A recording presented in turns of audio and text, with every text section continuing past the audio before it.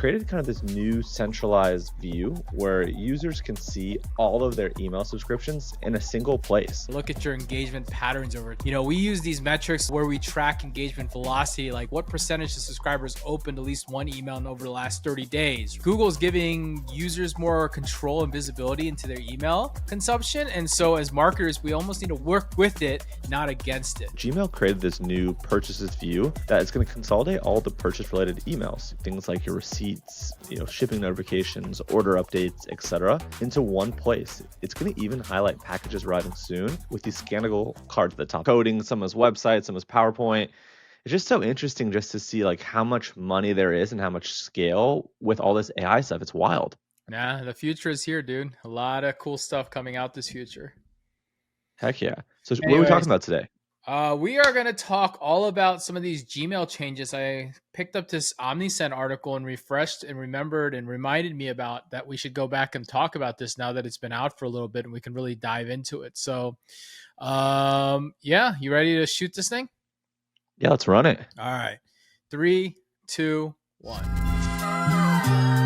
From the open to the click, they're the masters of the flow. Just watch your list grow and your leads turn to go. Did we retain you so far, or do we have to extend it? If you want results, you know you gotta send it.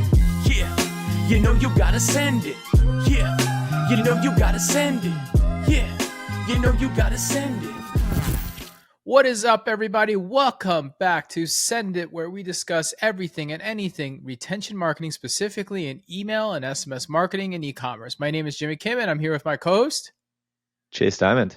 All right, Chase. So, dude, today I picked up this article. I got this email from our sponsors at OmniSend. I read their emails because I enjoy, seeing what people are talking about. And they included this link, and we'll put the link in the show notes because it is a good link of talking about it. And it reminded me about something that Gmail rolled out back in 2025, earlier this year, that is fundamentally changing a little bit of how email marketing is working, right? And I got this email today and it sparked my curiosity and I said, hey, let's dive into it. And what I was going to say, Chase, was when I first started reading this data and I was like, oh no, here we go again, dude. That's funny. I felt the same way. And I think here's what's interesting.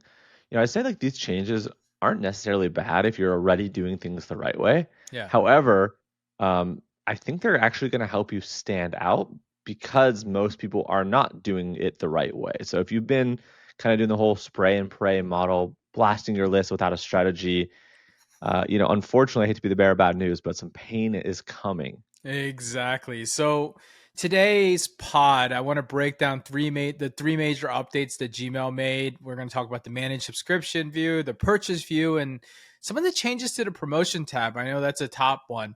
Also, man, we're going to talk about Google retiring the Postmaster V1, the tool that we all know and love, will be retiring, and what it means for tracking your sender reputation.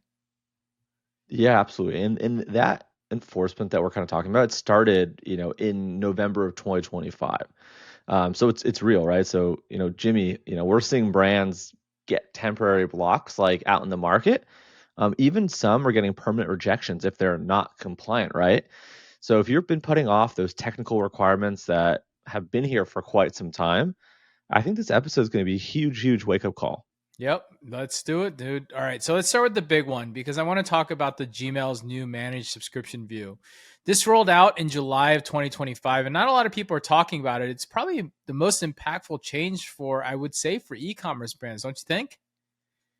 Yeah, 100%. When I first heard about it, I thought, okay, just another way to unsubscribe, no big deal, whatever. But when you actually see what customers are seeing now, it's a reality check for high volume senders. So essentially, here's what Gmail did, right? They created kind of this new centralized view where users can see all of their email subscriptions in a single place. But I'd say this is more of like the kicker, right? It shows you, things like your recent send frequency right there, ranked for the most active senders, all the way to the least. And there's a one-click unsubscribe button for each sender. So it means if you're sending 20, 30 emails a month and people aren't engaging with them, you're basically going to sit at the top of that list just like a target. And Gmail's basically saying like, hey, here are the brands that send you the most. Do you want to get rid of some?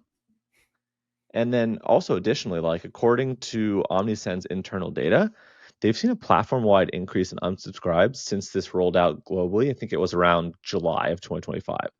So this isn't theoretical. It's actually, dude, happening in real time as we speak over the last couple months, and it's only going to continue.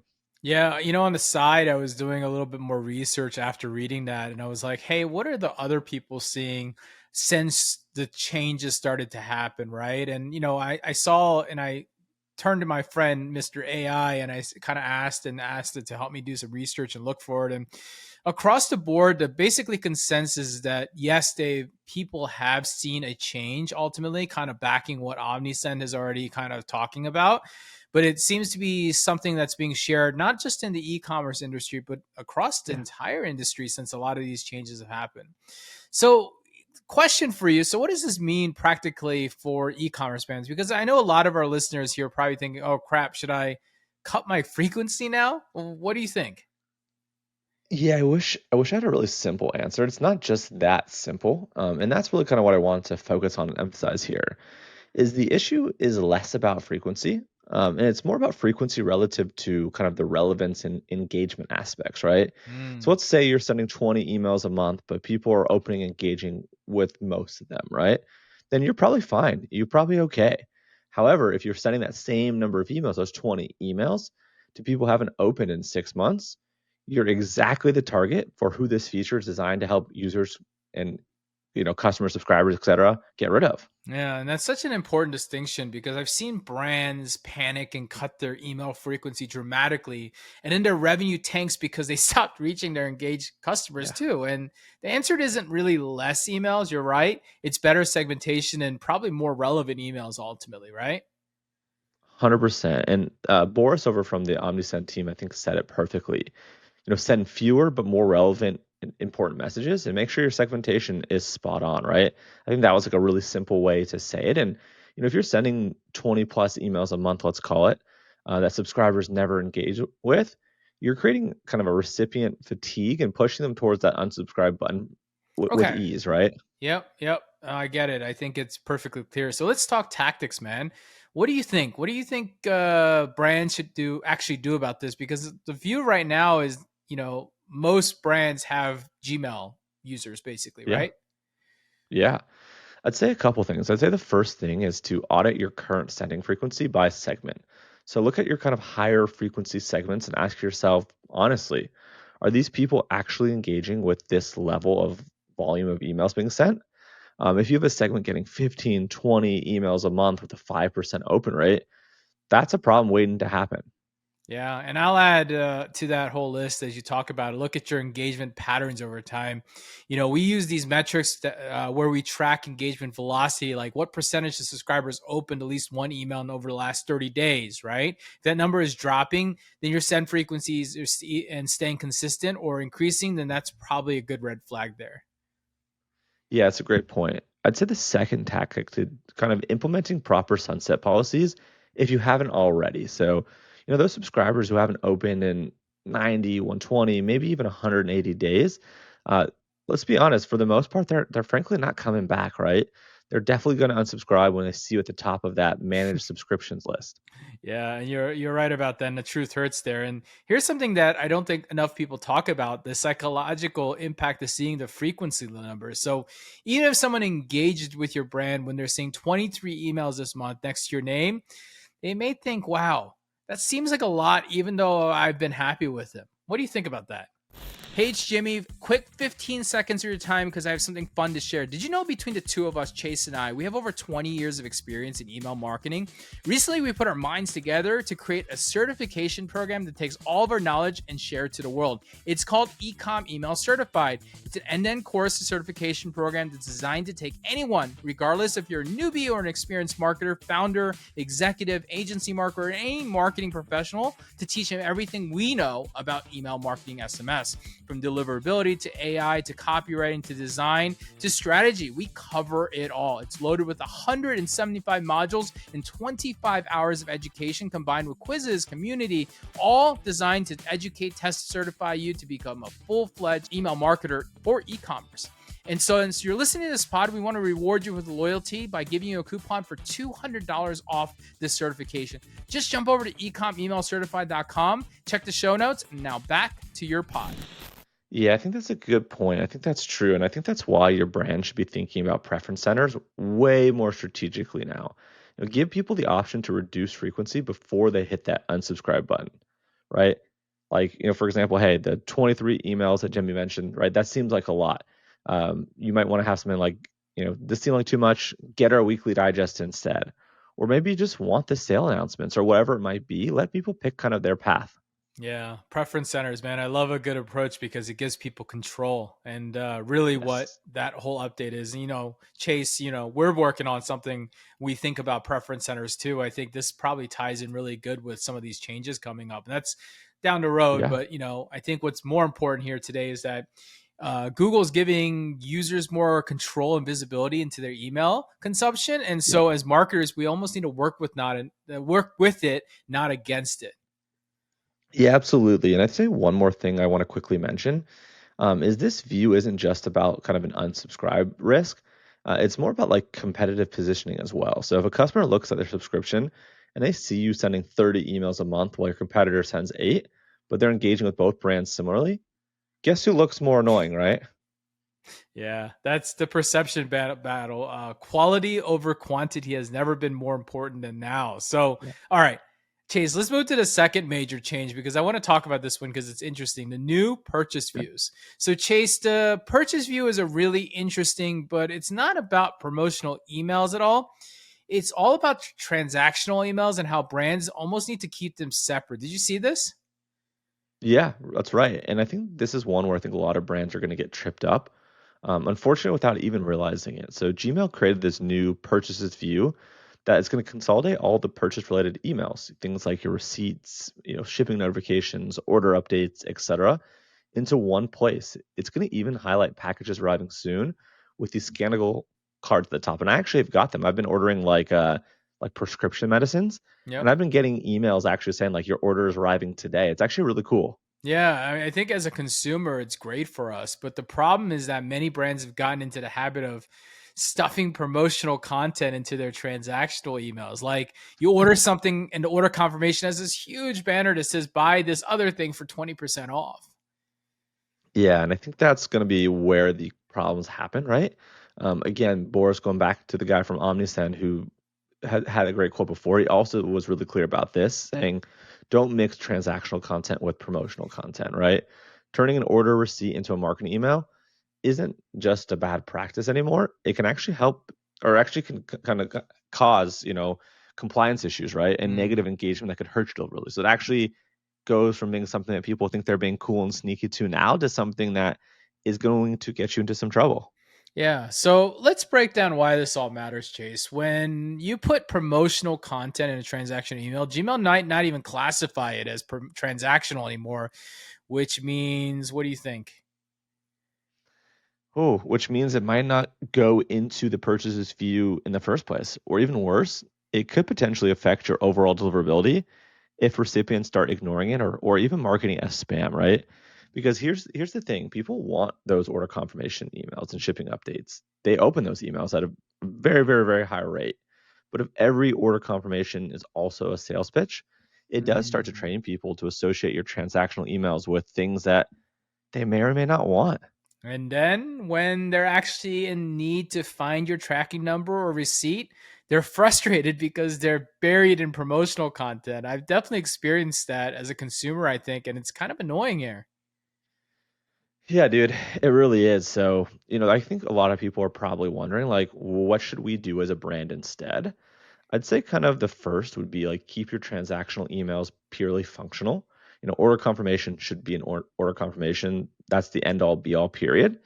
And then shipping updates can be a shipping update, right? Keep them clean, focused, and helpful, not anything additional. All right, I can already hear the crowd chase. They're saying, I know, but these order confirmation emails of a 70% open rate. They're my best performing email. Why wouldn't I promotions there? Like, these are the thoughts that I think people are thinking about right now as you're saying this. Yeah, no, I hear the concern, right? I think the problem here is like you're going to kill the golden goose. That 70% open rate exists because it's transactional and it's expected, right? Yeah, I think the moment that you start loading it with promotional content, you erode the trust and you erode kind of the utility that causes and creates people to open that at a really, really high rate in the first place. And then plus, right, with this new purchases view, Gmail is actively trying to separate transactional from promotional. So don't fight them. Yeah. So the smart move is to keep them separate and let each email do its job. And transactional emails will be more confirmations of purchases and provide utility, where promotional emails drive new sales ultimately. So mixing them together doesn't make it more effective, makes one less effective here in this case. Yeah, that's right. I think that's a good way to describe it. And I think what brands should do is, audit your current transactional emails. That you probably built those ages ago and you probably haven't thought about them since, right? But go back, look at your order confirmations, shipping notifications, delivery confirmations, etc. And really look at it through the lens of like, are these purely transactional, or have you or someone on your team snuck in promotional content over the years? And if you have, just make sure you go clean it up. Okay, I got one more that I know people are going to say ask you right now. You might also, like the little blocks we put, you might also like these new product recommendations at the bottom of confirmation emails. You think that's crossing the line if it's like the bottom? Ooh, that's a good question. Look, I think the best way I think about this is like think about it as a spectrum here. I think a small contextual recommendation section at the bottom that's clearly separate from the transactional content, that's probably okay, right? Keyword being probably. But a giant banner across the top promoting an unrelated sale, I'd say that's definitely crossing the line, right? That's pretty black and white. That's pretty crystal clear. I think the key here is, can the customer easily find and use the transactional information without being distracted and bombarded by promotional content? I'd look at that really kind of through a lens of like not being biased. Yeah, I like that guideline. Transactional information first, always visible, always clear, right? If you want to include like a little small recommendation section, keep it subtle at the bottom. Make sure it doesn't confuse or distract from the primary purpose of the email. Yes, exactly right. So, and also make sure that your sender name and the subject lines are consistent and predictable as well, right? Like your order confirmation or your package is on the way. Don't try to be clever or overly promotional with these transactional emails, because when you're being consistent and telling, Gmail exactly what it is, that's going to allow them and help them classify them for the purchase view. Okay. All right. So I think we beat that horse. So that's purchase view. We got it. I think we're very clear here. So let's talk about probably the most significant long-term change that's happening. What about the promotions tab, man? Real quick, I have a 30-second message for you to tell you something that we've been working on, and I'm super excited about this, and you should be too. So what if I told you could instantly search every single email that Allbirds, Parachute, or Sunday Citizen ever sent? That's inbooks with two O's.ai. It's an AI-driven searchable database of over 1 million emails from the fastest growing Shopify brands. Need a win-back sequence? Type it in. Want to see how the best brands handle abandoned cart? Type it in, it's there. Looking for a holiday promotion idea? Done, we've got you covered. No more endless Google searches or digging through your personal inbox hoping you saved that one email and never being able to find it. With our platform, you can search, find, and execute campaigns way quicker. It's like having every single top brand's email strategy at your fingertips. Inbooks.ai. Again, it's inbox with two O's. Stop guessing, start searching. Head on over to inbooks.ai to check it out. Okay, yeah, that's a good point. So the change to the promotions tab is huge because I'd say it fundamentally changes how promotional emails are displayed to users. So instead of showing emails in the kind of the current chronological order where you see that kind of from the first to the last, right, the newest first, Gmail's now going to sort it by relevance. It's like almost like SEO in a way, right? Yeah, which means that emails that Gmail thinks users actually care about based on engagement show up on top, like social media basically. And they've added this like top deals for you section that has gentle reminders called nudges about limited time offers, even. I mean, they're like really in your emails ultimately. Yeah, it's kind of crazy. I'd say for Gmail users, this is going to happen by default now on personal accounts. So the promotions tab isn't chronological anymore. It's relevance ranked feeds, which means Which means if your email consistently doesn't get engagement, they're going to sink to the bottom where nobody sees them ultimately. Even if you sent an email 5 minutes ago, if Gmail's algorithm thinks the user doesn't care about it, it could show up below an email like 3 days ago that's more likely to be engaged with, man. so crazy. This has got to be kind of probably the biggest change, if not one of the biggest changes we've seen in a while. And there's been a lot of changes lately. Yeah. And I'd say this is kind of where like the compounding effect kicks in, right? If your email sinks because of low engagement, they get even less engagement because people don't see them, which makes them sink even further. It's just kind of this negative, spiral that you get into if you don't figure it out. Yeah, it's like social media ultimately. So, look, let's talk about this a little bit more. So, what do you think drives the relevance of a ranking? I think Gmail, this is my take right now. Gmail is looking for like engagement signals, right? The typical stuff, right? The open, the Yeah. click, the saves, the forwards, how long people are spending reading your email. But there's probably some other signals that we don't know about. But the core message is clear: send content people actually want to engage with. You got any insight here? Yeah, I'd say from that OmniSend report that you referenced earlier, Yeah. they had a really good quote that I kind of want to read out because I think it's super relevant here.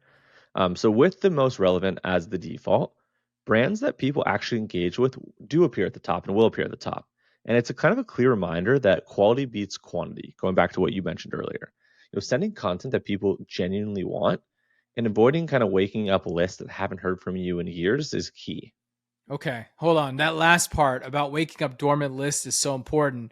I see brands do this all the time. They'll have a big sale coming up and they'll say, let's email everyone, even people who haven't opened in 2 years. And then they wonder why their overall engagement tanks and their email starts to perform worse. Yeah, and it's because you're training Gmail's algorithm that your emails aren't relevant. When you blast a bunch of unengaged subscribers, your open rates plummet. Your click rates are going to be abysmal, and Gmail's looking at it and says, okay, apparently people don't want emails from X, Y, and Z sender, and boom, down you go in the relevance ranking. Yeah, Sucks. so the strategy has to be almost the opposite of what brands are doing lately. Instead of trying to maximize reach by emailing everyone, you should be maximizing engagement by emailing the right people with now even more important the right content. Yep, that's exactly right. And I think this is where segmentation becomes even more critical than it's always been, is you need to be segmenting by engagement level and treating those segments very, very differently. Like your highly engaged subscribers, people who open, 70, 80% plus of your emails, they can probably handle higher frequency because they're clearly interested. The people only order or kind of open like 10% of the time, you really need to drastically reduce frequency or re-engage them before you continue to keep sending to them. Yeah, this makes sense. And this is where the data points around behavior triggers are going to become more and more relevant because these triggers like abandoned carts, browse abandonments, post purchase, they naturally go to people who are showing buying intent or recent engagement. So they're going to have higher engagement rate, which is going to help you with your overall sender reputation. So it's really important to make sure these are set up too. Yeah, dude, you're nailing it here, right? So, I think we should talk about and kind of move on to talk about like what this means for like Yeah. actual email calendar planning. I'd say a lot of brands have like these editorial calendars where they're like, we send 3 emails every Monday, Wednesday, Friday, regardless of what they're saying or who they're sending to. Yeah, I don't know about that. I think that robotic approach to email marketing is kind of dying. You got to be more strategic. You can't blindly stick to a schedule anymore, and every email needs to almost earn its place in someone's inbox. So, yeah, dude, Chase, what do you think brands should do? Yeah, I'd say number one is kind of audit your current engagement by segment. Look at your overall list. What percentage of people have opened at least one email in the last 30 days? If it's below 20 to 25%, And you're going to have some serious engagement problems that are going to Mm. hurt you now in this new kind of relevance ranked world. I want to add something to that. Look at that engagement trend over time. Is it going up or down? If it's declining, you need to figure out why it's declining and fix it before this whole relevance ranking buries you ultimately. Yeah, that's a great point. I think with that, the second tactic is like implementing engagement-based sending strategies is key, right? This means sending like less frequently to low engagement segments, or even potentially suppressing them entirely from certain campaigns. If you have a general promotional blast, maybe now you only start sending it to people who've opened in the last 60 days.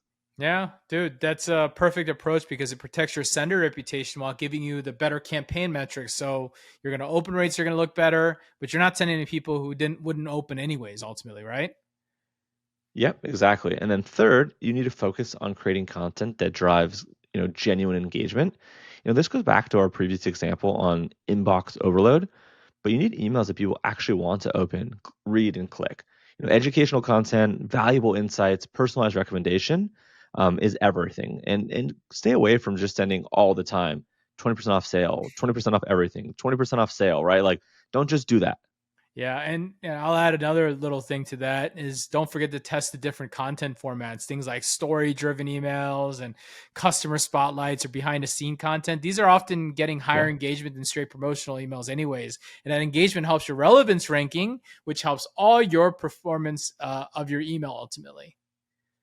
Exactly right. And then one more thing I want to quickly emphasize is be really careful about re-engagement campaigns. I see brands do these massive "we miss you" campaigns to people who haven't opened in 6 months, and oftentimes it's counterproductive, right? If people aren't engaging, forcing yourself back into their inbox with a desperate "please don't leave us" type email usually doesn't work, and it probably causes more harm than good to your sender reputation. Yeah, look, I've been on the ESP side. If someone hasn't opened your email in 6 months, they've either changed their email address, they're not interested anymore, or their emails are going to spam and they're not seeing them anyways. Like that's the truth of it most of the time. And re-engagement email probably isn't going to fix any of those scenarios in most cases. Yep, exactly. And it's better just to sunset those subscribers and focus your energy on engaging the people who actually want to hear from you. All right, so why don't we talk now about the technical side? Let's talk about kind of the Mm. Postmaster tools and then enforcement. All right, so this thing is going to get a little technical, but it's really important. So I want to talk about it a little bit. So let's put on Yeah. your nerd hats, guys, and try to tune in and follow along. Google is retiring Postmaster Tools V1 and moving everyone to this V2. And there's some significant changes on how that affects you, how you monitor your sender reputation. I know we just recently learned how to do this for many marketers, and now people are going to be flipped over and taught something new here. It's always part of the game, right? So some senders are already on this whole V2 as of September 2025, but the entire changeover is going to happen sometime in the end of 2025 sometime. But the biggest change right away, man, the domain and IP reputation stuff is all gone. Gone, like entirely removed. Completely gone. In V2, you can see your compliance status, your spam rate trends, your delivery errors, and there's going to be a new domain management API and batch API. But these reputation charts that a lot of senders relied on, they're not there anymore, dude. It's crazy, man. So what does this mean practically, right? Because I know a lot of email marketers, myself included, have been obsessed with checking their domain reputation score in Postmaster tools, right? Yeah. So again, another shift coming up, a pivot from chasing a reputation score to focusing on an underlying metric that's created that the score is in the first place. Basically, compliance status, spam rates, delivery errors, and most importantly, your own engagement metrics from your ESP. So instead of saying my domain reputation is good because I look at my spam rate, it's below 0.01%, and my SPF and DKIM is passing, and my compliance rate is low, all this stuff that you hear, these are actual indicators of like deliverability health ultimately. Yeah, and I'd say overall, this might be a good thing because too many brands were fixating on the reputation score without actually understanding what drove it. Like they'd see the reputation dip and panic, but they wouldn't actually fix the underlying issues, right? Where they were sending to unengaged subscribers or having authentication problems. Yeah. So here's the nitty gritty. So with brands, on V2, basically, you need to be more sophisticated about your monitoring and your deliverability, right? You can't just check one score and call it a day. You have to look at like multiple indicators and understand what it means.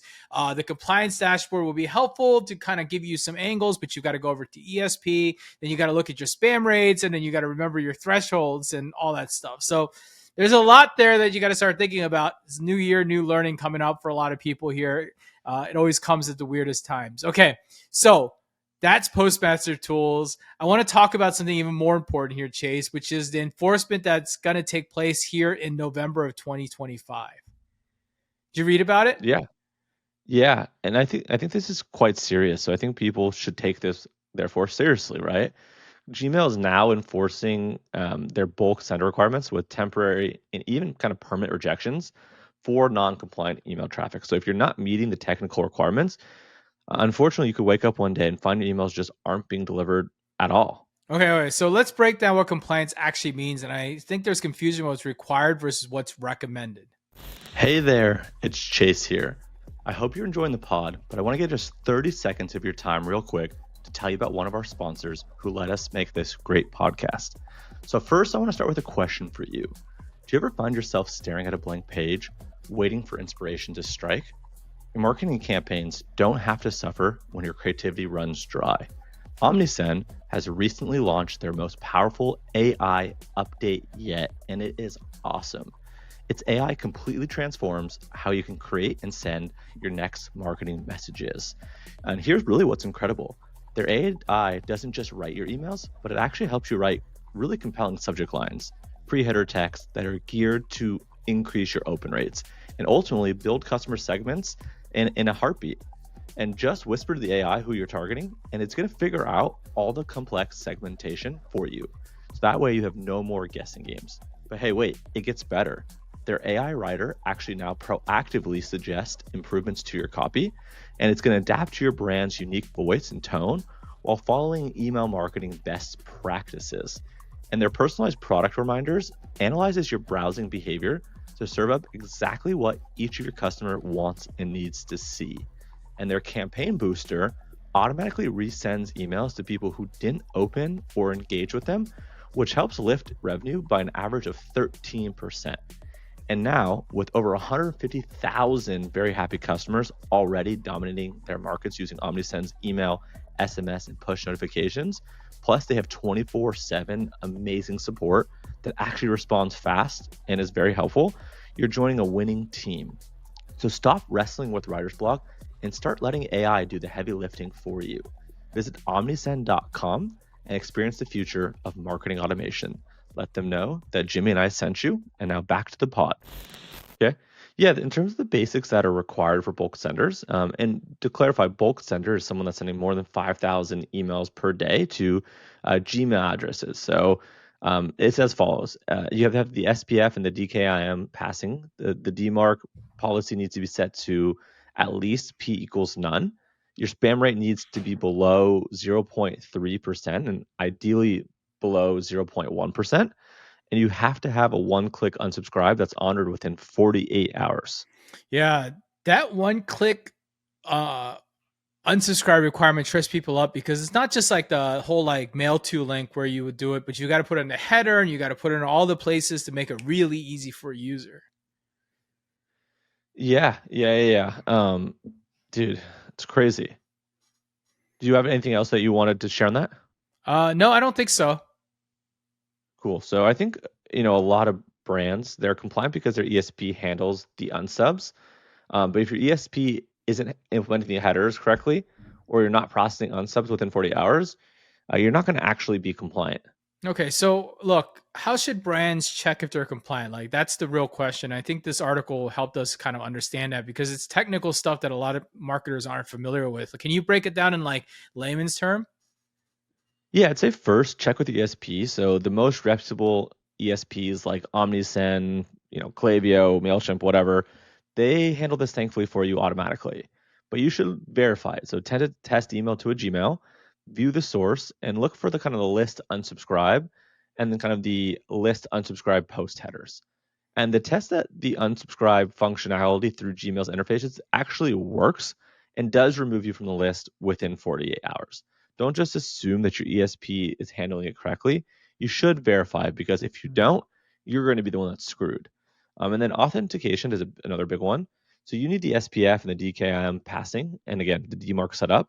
If you don't have DMARC set to the kind of the P equals none at minimum, gradually move towards enforcement where they have like the whole, and this might be over some people's heads, but like the whole P equals quarantine or the P equals reject as you mature your email program.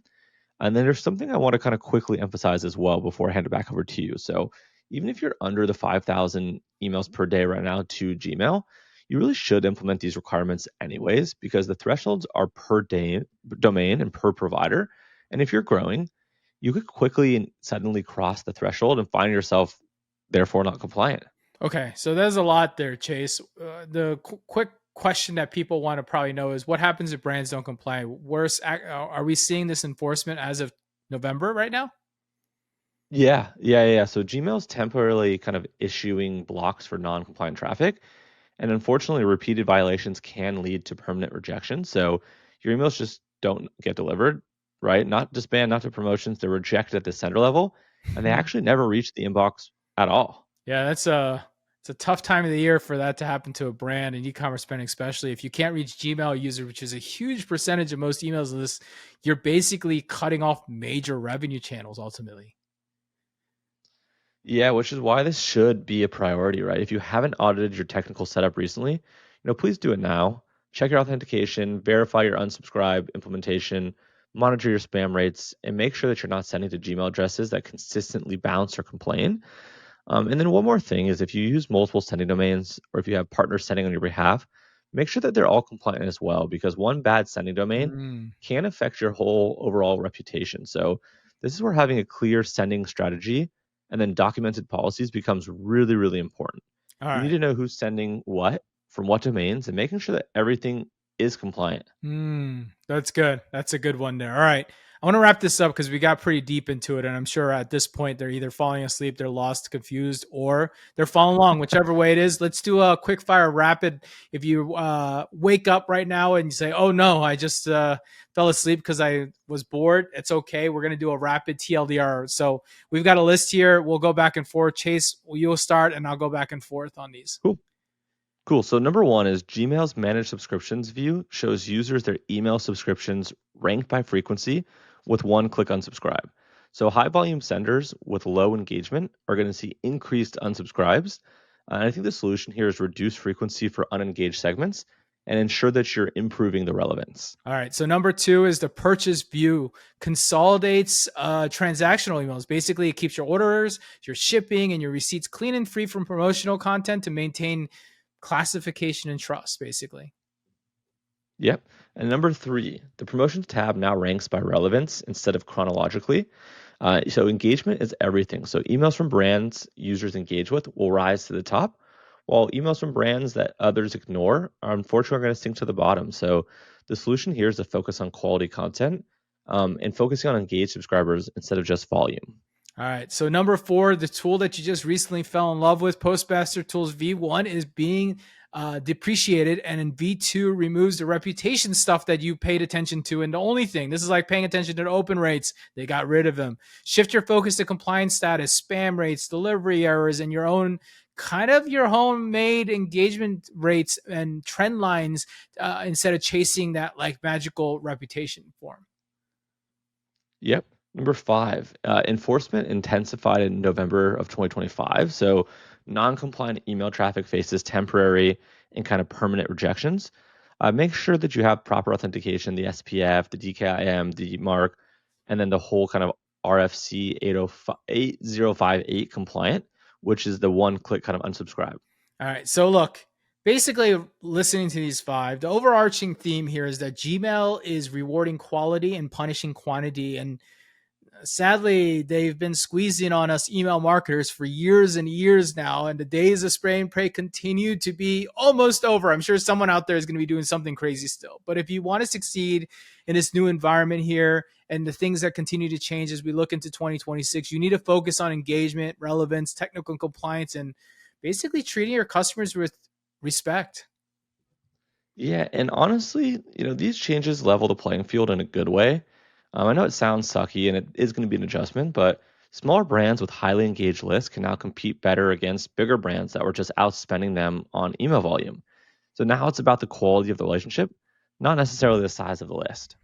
So for everyone listening here, don't panic about these changes. See them as opportunities to clean up your program, improve your practices, and build more sustainable, effective email marketing strategies into the future.